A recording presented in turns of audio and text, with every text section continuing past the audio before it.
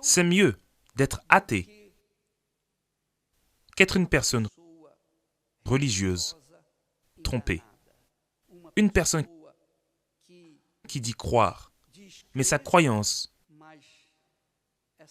ne lui apporte aucun bénéfice.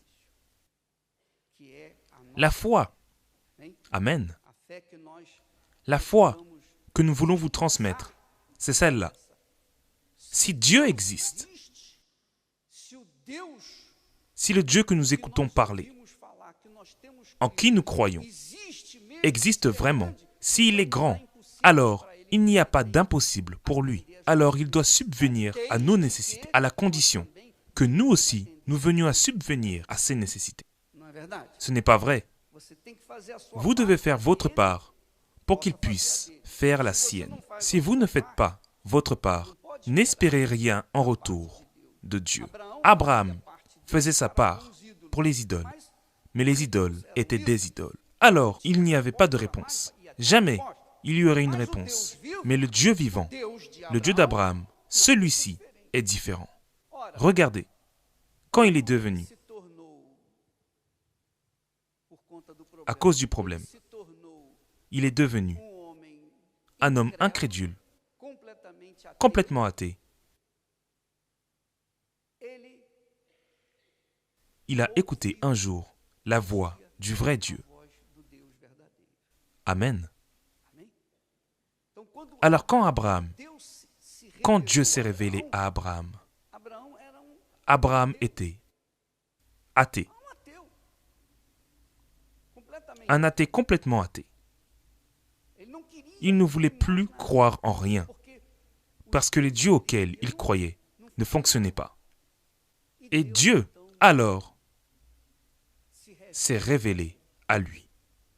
Dieu a alors dit à Abraham, « Abraham, va-t'en de ton pays. Va-t'en de ton pays. Pas seulement de ton pays, mais aussi de ta patrie. Pas seulement de ta patrie, mais aussi de la maison de ton père. Va-t'en. Va-t'en. Pourquoi? Parce que la maison de son père, sa patrie, le pays qu'il habitait, étaient tous des païens, des idolâtres.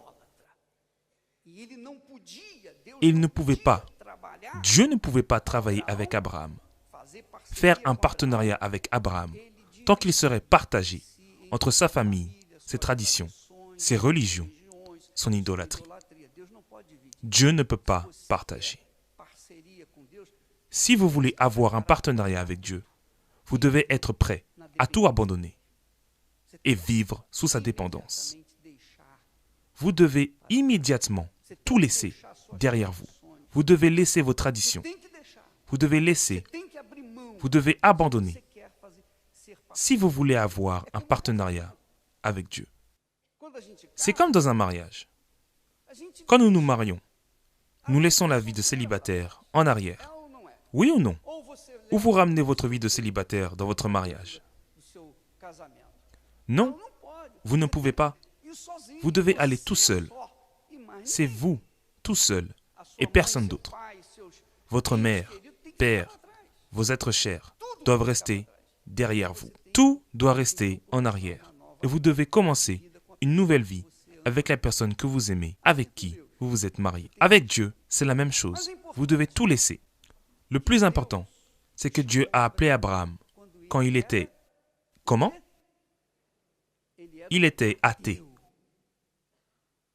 Il était un pécheur.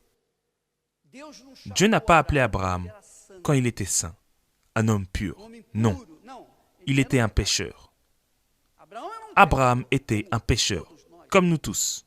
Nous sommes pécheurs. Repentis, mais pécheurs.